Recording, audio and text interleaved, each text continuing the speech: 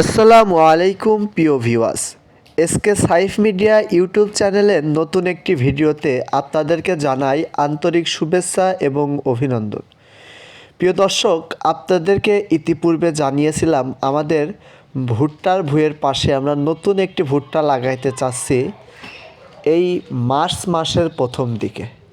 প্রিয় দর্শক, আমরা এর আগে নভেম্বরের শুরুতে যে ভুট্টাটা লাগাইছিলাম, ইনশাল্লাহ রোজার ঈদের আগে অথবা ঈদের 2-1 দিন পরে আমরা ওটা তুলে ফেলব। এই টাইমে আমরা নতুন করে আবার ভুট্টা লাগাচ্ছি। ভুট্টার বীজ সম্পর্কে আপনাদেরকে এর আগে একটি ধারণা দিয়েছি। প্রথমে আমরা জমিটা চাষ করে নেব।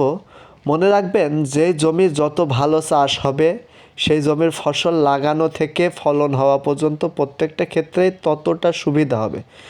এজন্য আমরা আমাদের জমিতে 4টি চাষ দিয়ে নিলাম। মাটি একদম ঝুরঝুরে ধুলার মতো হয়ে গেছে। প্রিয় দর্শক, চাষ যখন ভালো হবে তখন লাগানোর সময় লেবার কম লাগবে, ফলন তো ভালো হবেই ইনশাল্লাহ। এরপরে আসেন আমরা লাইন থেকে লাইনের দূরত্ব কত দেব। আপনারা ইতিপূর্বে আমাদের ভিডিওতে দেখছেন আমরা ডবল সারিতে লাইন দিছি।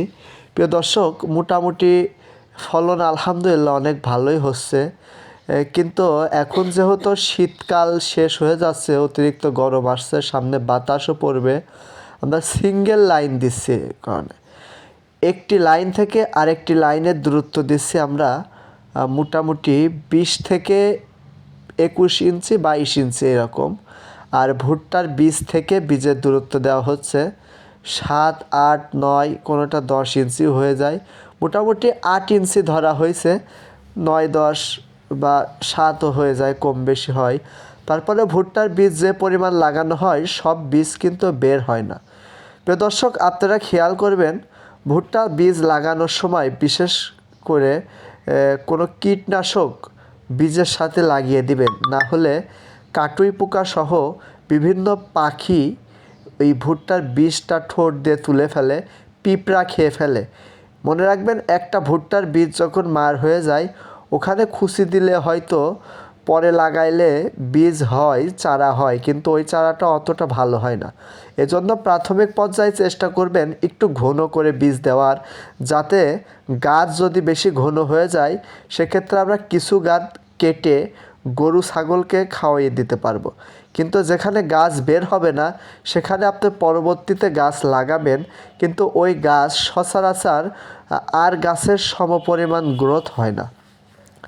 প্রিয় দর্শক, আপনারা খেয়াল করলে দেখতে পাবেন ভিডিও চিত্রে আমাদের জমিটি একেবারেই শুকনা। এ কারণে ভুট্টা লাগানোর পর সাথে সাথে আমাদের জমিতে পানি দিয়ে দিতে হবে। পানি দিলে 1 নম্বর ভুট্টার বীজ আর পাখি তুলতে পারবে না। দ্বিতীয়ত 3 থেকে 4 দিনের মধ্যে ইনশাল্লাহ ভুট্টার অঙ্কুরোদ্গম হয়ে গাছ উপরে দেখা যাবে। এক্ষেত্রে ভুট্টা চাষে আপনারা সার অনেকেই দিয়ে রাখেন, তবে আমার মত অনুযায়ী বা আমি যতদিন চাষাবাদ করি আগে থেকে অতিরিক্ত সার দিই না। কারণ প্রত্যেকটা সারের একটা নির্দিষ্ট ডেট থাকে যে এই সারের রিয়াকশন কোনোটা 10 দিন, কোনোটা 15 দিন, কোনোটা 5 দিন থাকে। আমি যে সারটি পুরা মাঠে ছিটিয়ে দেব সেই সারের রিয়াকশন বা শক্তি যদি শেষ হয়ে যায়, আমার গাছ বের হতে হতেই গাছ পরিপূর্ণ শক্তি নিতে পারে না। এজন্য গাছ লাগানোর সময় আমি সচরাচর সার কম দিয়ে থাকি বা দিয়েই না।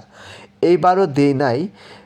ইনশাল্লাহ পরবর্তীতে প্রথম যে সার দিই এবং যে স্প্রে করি পর্যায়ক্রমে ধারাবাহিকভাবে আপনাদেরকে দেখানোর চেষ্টা করব। আমাদের ভিডিওটি যদি পছন্দ হয়ে থাকে লাইক কমেন্ট করে আমাদের সাথে থাকবেন। নতুন যারা আছেন আমাদের চ্যানেলটি সাবস্ক্রাইব করে পাশে থাকবেন ইনশাল্লাহ। আসসালামু আলাইকুম।